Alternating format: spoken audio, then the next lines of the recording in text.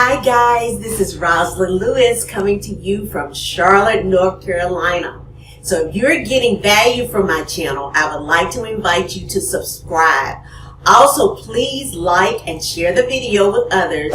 Don't forget to click the notification bell so that when I premiere a new video each Wednesday, you will not miss it. So welcome back to my channel as I continue my 3-part series about how to buy your very first home. So stay tuned, you don't want to miss it.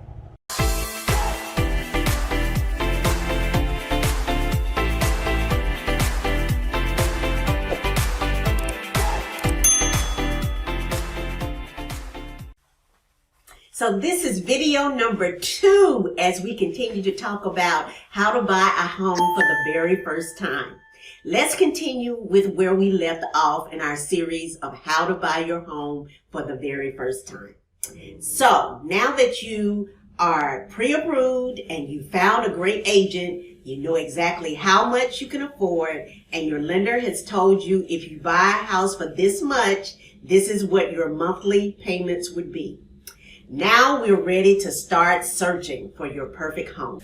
Tip number 4, start by looking online. Go to Realtor.com or your agent's website. We need to be looking at houses that are actively available and not under contract or pending, which means they've already accepted an offer from another buyer and they're under contract. They're just still offering it on the MLS in case that buyer cancels or backs out. Then they can continue to get backup offers. Tip number 5, learn all about your local market. Is it a buyer's market? Where can you come in with a lower price offer, or if a seller's market where there are very few houses for sale and tons of buyers. So there's lots of demand.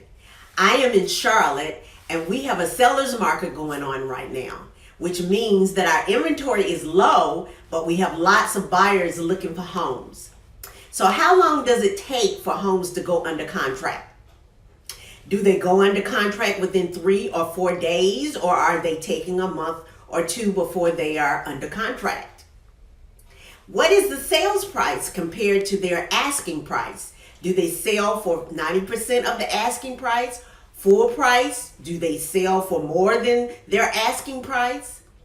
Every market is different, and it totally depends upon supply and demand in your area. And finally, do the sellers often contribute to the buyer's closing costs? If this is a very typical scenario, then when you ask for closing costs, they're not going to be surprised at all. These are all things that the realtor will help you find out by pulling statistics from the MLS prior to your making an offer on something. Tip number 6, now it is time to actively start house hunting. Yay! So by this point, you have sat down with your agent and you have said, this is my criteria for a new home. I need 3 bedrooms, 2 baths. I need an office and a fenced-in backyard for my dog. Oh yeah, and I want a corner lot if we can find one.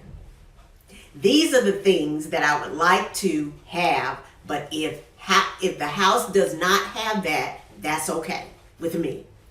Your agent will set up a property search in the MLS based on the criteria that you have given them. They will start emailing the properties to you however frequently you want. It can be daily, weekly, twice a week, whatever you prefer. When you see a house online that seems like it has everything that you're looking for, call your agent, text your agent, email your agent, and say that you want to schedule time to see that property. Typically, 24 hours in advance is best unless you already have an appointment set. So let's say that it's Thursday night. You're planning on going out with your agent on Saturday. Send them a list of all the houses that you really want to see at least 4 or 5 hours in advance. But the day before is better, simply because there are sellers that will require X number of hours in advance notice, because getting a house ready for showing is really a pain in the butt. They have to clean the house. They have to put on some music. They have to make sure it smells good. And they have to figure out what to do with their animals if they have dogs. They have to do all of these things before a showing. So you want to make sure that it's at least 24 hours in advance that you're giving that seller notice instead of a half an hour notice in advance. So the bare minimum is 24 hours. But if you can set that appointment the day before, then your agent has time to schedule the appointments in a strategic way so that you have allowed enough travel time in between each showing that is sufficient to get you to each showing on time, because you want to always be on time and leave at your appointed time. What happens if your offer doesn't get accepted? Let's say there were 3 different buyers and somebody else just had a stronger offer than you. That's okay. We're going to look at it as a learning experience. If the agent will let you know what the other offer was that they took with the seller's permission, then you'll know how that one compares to the one that you made. And maybe the next time you write an offer, you can tweak a few things so that yours is a little bit stronger.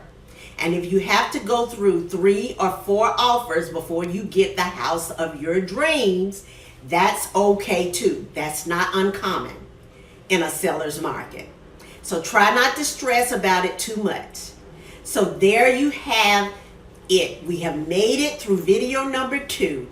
I hope that information was helpful to you. Well, we only have one more video to go in my series on how to buy your very first home. So stick with me and come back next week for the final tips. Stay tuned. Another one of my videos is coming right up.